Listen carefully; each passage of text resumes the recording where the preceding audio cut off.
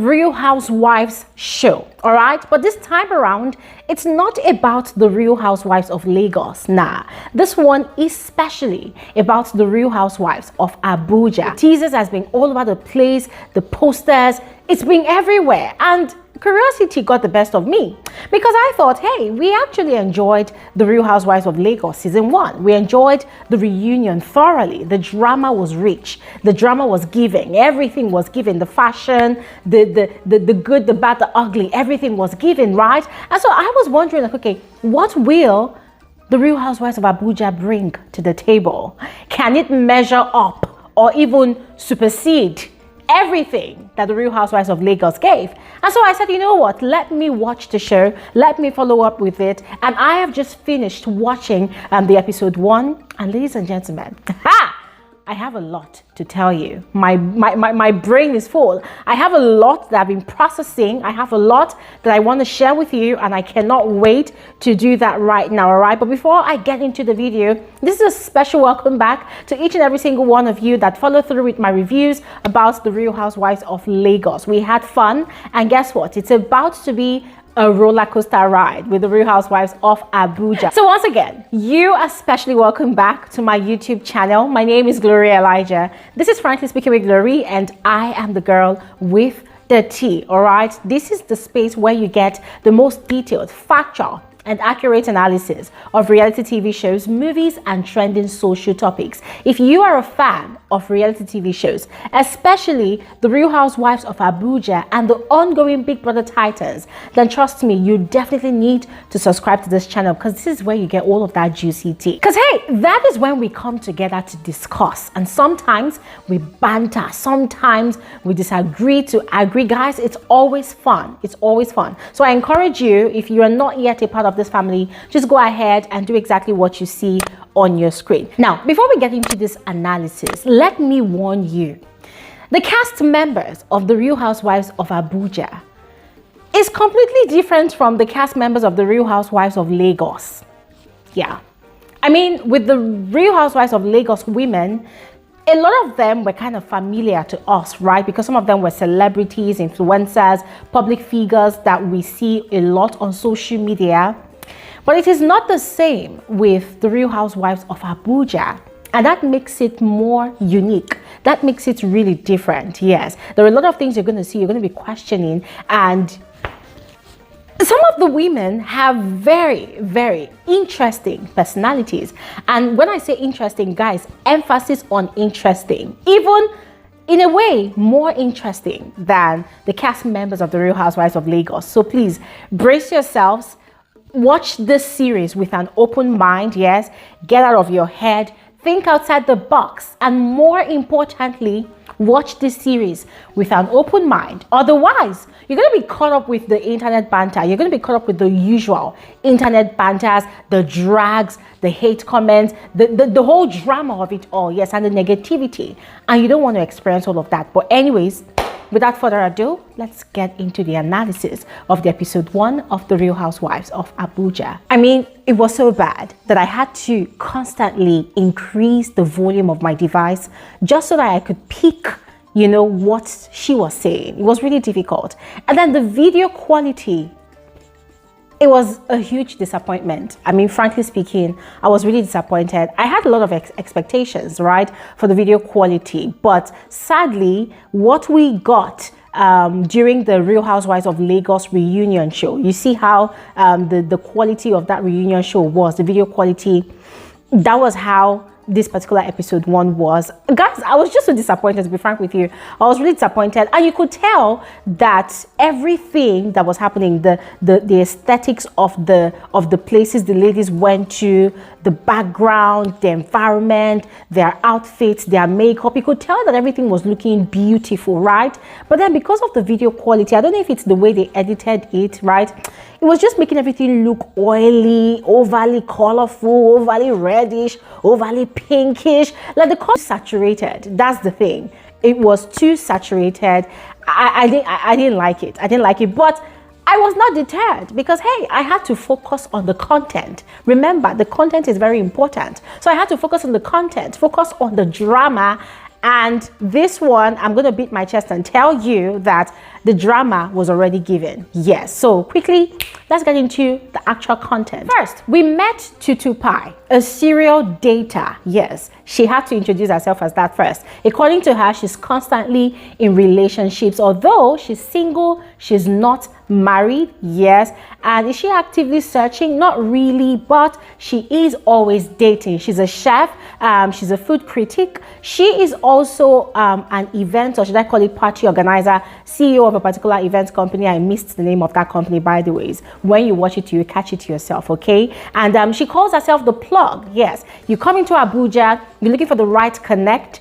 Tutupie is the go-to person. Yes, so she is the plug. Everything about this woman is bougie. Yeah, bougie. She's a daddy's girl, but also daddy's favorite child. She has a brother from a wealthy, stable home. Yes, takes her peace of mind very, very serious. Life of the party. She likes the soft life. She likes to chill. She likes to enjoy her life. We also met Samantha. Samantha is a mother of 4. Yes, one, she gave birth singularly. I don't know if that's right. And then the other 3 kids are triplets. So she's a mother of triplets. Ladies and gentlemen, I looked at Samantha and I'm like, oh God, when you were giving people body, where was I?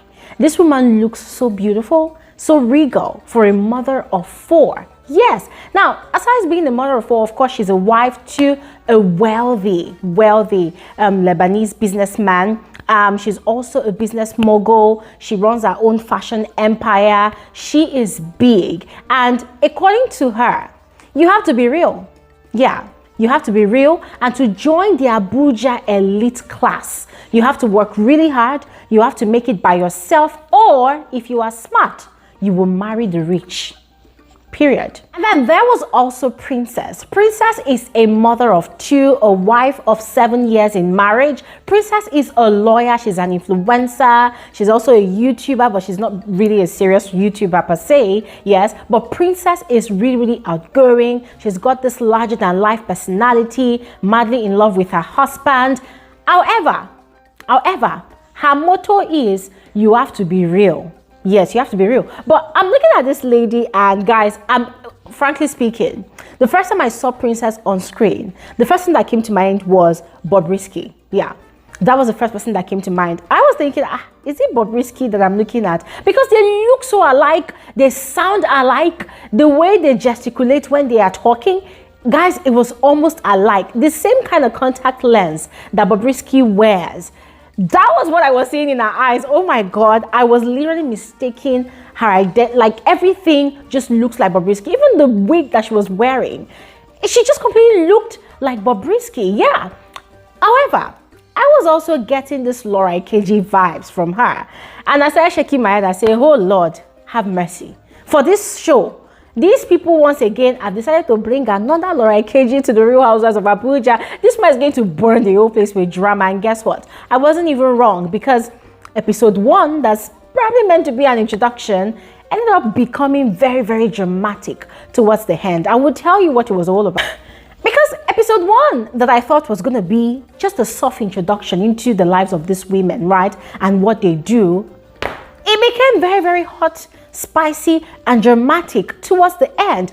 Let me not jump the gun. We're going to get to it. And then we met Arafa. Now, Arafa is not your regular, typical, everyday kind of mom wife. No. Arafa has known her husband for over 15 years. Yes. She's a mom of 2 teenagers. Yes. And oh my God, she's got this exciting life. She is a pole dancer, and she uses it to teach other women how to make the most out of their femininity, out of their sexuality, and out of their life. You know, how to live life to the fullest. According to her, pole dancing is empowering, and so she's using it to teach other women how to love themselves, how to empower themselves, right? And oh my God, guys, she's so different. Kind of eccentric. Her hairstyle already is making a loud statement. Yes, the moment you see her, you already know that this person comes with a truckload of drama. Besides being a pole dancer and teacher, she is a serial entrepreneur. She is a hustler, and she's a party girl and a Jesus baby. Yeah. Guys, I don't know how that works, but according to her, it's all about the balance, striking the balance, and she's completely sold out to Jesus. I say, hallelujah. Hallelujah. Jesus must be really proud of you on that poll, because guys, it was just so interesting the way she introduced herself. Yeah, and by the way, she is Tanzanian with a Nigerian heritage. Now the next cast member is Posharella. Yes, she's a businesswoman, a business mogul, as a matter of fact. She designs her own bags, perfumes, jewelries, you name it. She has an entire beauty business empire. Now, she loves to sing, single, but not searching. But in as much as she's single, she loves to be a mother and has a dream of being a mother to over 100 kids. So she's presently passionate about charity. She has a charity organization for the male kids and the female kids. She's passionate about charity and currently has a charity organization for the male kids and the female kids. And finally, for this particular episode, there's Comfort. Comfort is a lawyer. She has a very, very strict personality. She is a straight talker. She's very, very blunt. She's kind of eccentric. Guys, that tomahawk hairstyle, which is very colorful, that she carries on her head, simply describes her personality. She is a plethora of personalities. She is a multi-dimensional individual. Guys, according to her, she is too diverse in personality to restrict herself to just one personality. I don't know if I'm using a lot of tautology, but guys, she is a very, very dynamic individual. Yes, very, very strong, very, very bold, larger than life personality. She loves to enjoy herself. She loves to travel. She loves to have fun. Guys, the part that really tricked me, one thing I noticed about her is that in as much as she's female, she exudes so much masculine energy. Yes, you know, these women that people tag as very, very strong, you know, men in a woman's form. That is just what I saw with her, and she's beautiful. Oh my god, she's beautiful. She has a banging body. And another thing that really tripped me about her personality is the fact that she can actually ride bikes, power bikes. Yes, power bikes. Yeah, so she has a very, very interesting personality. She's single. She's single, not married. Now, according to her, if we're going to tick all the boxes of people that are single, married, divorced, separated, she is on other. And I don't know what that means. We'll have to watch to the end of this season to find out. Now, let's get into the actual events of this particular episode. So each and every single one of the ladies had received an invitation to a mysterious party. Yes. Now, the party was themed Bond girl, like James Bond type of girl, right? And they had all had expectations in their mind about how they were going to dress, how they were supposed to look to the party. Now, that aside, Tutupie had invited her friend over, Arafa, that she would love her to be a +1 for the party because she doesn't really know who the celebrant is, right? But she suspects the person is one of their circle people.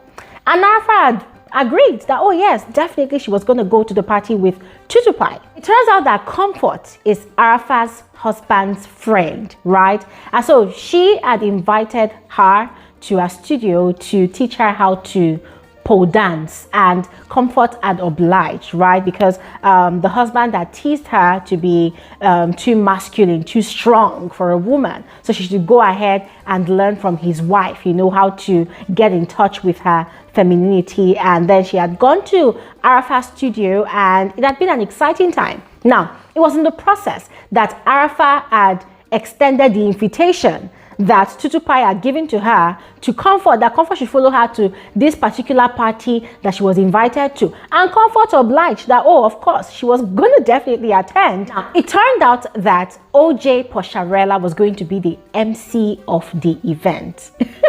I said, okay. Anyways, the ladies arrived at the venue of the party. They arrived one after the other, and I don't know, the setting of the place kind of looked odd. It looked different from the theme of the party. The theme of the party said Bond girl. But by the time they got there, they saw big pictures of Samantha. So it turned out that it was Samantha's party. I don't know if she was celebrating her birthday or not. So they were thinking that, okay, could this be a child's party? Because Samantha had actually decorated everywhere in pink.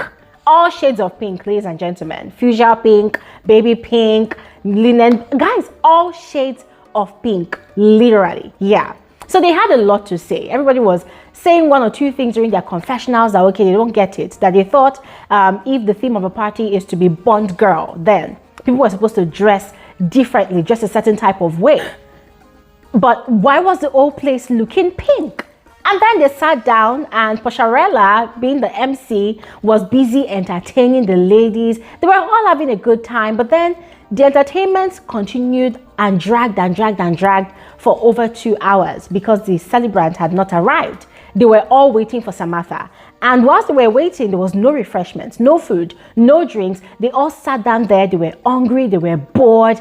And each and every single one of them had something to say during their confessionals. In fact, Comfort, who is a blunt talker, was so exhausted. She started complaining that she was hungry. And that was where the other people took their cues as well and started complaining that they were hungry. Now, Princess, who is like a sister to her mom, I mean, these two people, they look like siblings and not even a mother-daughter relationship. She had actually gone ahead to invite her mother. Her mother is like her best friend. Her mother goes with her any and everywhere that she goes to. So the mother was also there, right? And Princess was getting restless, right? And all of a sudden, she was taking the role of assistant MC to Posharella. She was being a chatterbox, unnecessarily a chatterbox, all of a sudden, and was coming off as though she was trying to teach Posharella how to do her job as an MC. And it was a huge turn-off for some of the ladies because they felt like, okay, who is this person? Why is this person just, you know, yapping? Arafa was busy shading shading Princess and her mom's outfit because she was like, what is Star Wars doing here? What is Fraggle Rock doing here? She thought that the theme of the party was Bond girl. Every other person was trying to look as Bondish as possible. But Princess and the mom, they were looking like, I don't know, royalty that came to Queen Elizabeth's event. So everyone was just throwing shades, subtly, here and there. Oh, and by the way, guys, I need to comment that the subtitle of this episode 1, it was not great at all. The producers need to fix it. Please, they should fix it. I mean, they are talking about Bond girl and we are saying Bond, B-U-N, Bond girl. And then sometimes they are spelling something entirely different. So finally, after the long wait, Samantha arrived 2 hours later. Yes, arrived 2 hours later. And then Posharella was going to say a prayer for everybody to, you know, start eating. But then Princess was making a fuss. Like, no. The Queen Mother, she was calling her mother the Queen Mother, that the Queen Mother must get served first, must get her own plate of food before they say any prayer, before anybody begins to eat. You can't do that, especially because she's the oldest in the room. Give her that respect. Honey, who trained you? Who trained you? Calm down, ladies. This is a celebration, no fighting. So one of the ladies on the table was trying to tell her that, no, calm down, they're going to bring her food. Okay, let's just pray so that we can start eating. Because, of course, everybody was hungry. And Princess stood firm on her own terms that no, that nobody was starting anything until her mother gets her own food. And guys, I'm going to be frank with you, she kind of had a point.